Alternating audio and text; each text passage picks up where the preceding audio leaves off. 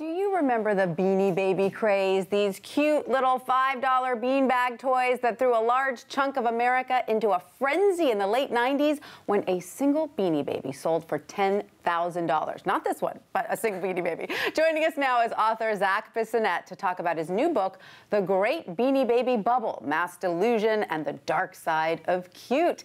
Zac, thanks so much for being with us. Thanks so much for having me. What an interesting book, and thank you for bringing these cute... They're excited to be back in the spotlight. You know? They are. It's been a hard run for them for a while. Their career took a dive. That's right. But they're back, at least in your book.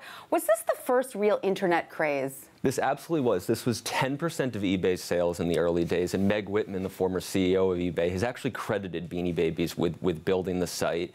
Tie.com was really one of the first companies to aggressively use the internet to cultivate a consumer audience. This was absolutely the first viral craze of the internet era. And you paint such an interesting portrait of Ty Warner, the toy maker. He was born into a toy-making dynasty, but he labored so hard to get these little guys just right. Well, right. So this Peanut the elephant is kind of the Beanie Baby that kicked off the craze. So it started in 1995 with a royal blue color. A few thousand shipped. Then Ty, not to try to create a craze, just because he was a perfectionist, decided that he would change the color to this baby blue.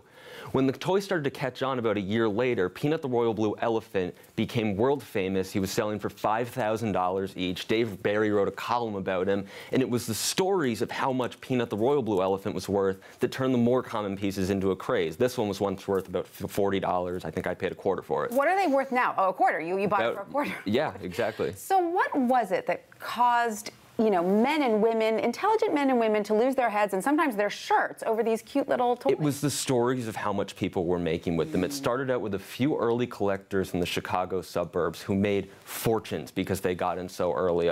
There was a story in the Wall Street Journal, actually, about an 11-year-old who started a website and grossed $3 million in 1 year selling rare Beanie Babies. It's incredible. So what's the larger lesson here? Because, like you said, some people got in early and did make fortunes. Right. The larger lesson is do not rely on past returns as a predictor of future performance, and try not to fall for stupid fads. As cute as they may be. Like, you know, and that's unlike an internet stock, you can cuddle these. So there's that. Where is Ty Warner now, though? He's in some trouble, isn't he? He has a net worth of $2 billion, but his greed got the best of him, and he decided to hide about $100 million of that in a Swiss bank account. He pleaded guilty to a felony. He was sentenced to probation. The government appealed the sentence, and that is still pending. So there is a chance that he will go from the plush house to the big house. Oh, my God. Well, it's a fascinating story, Zac. Thanks so much for writing this great book. Thanks.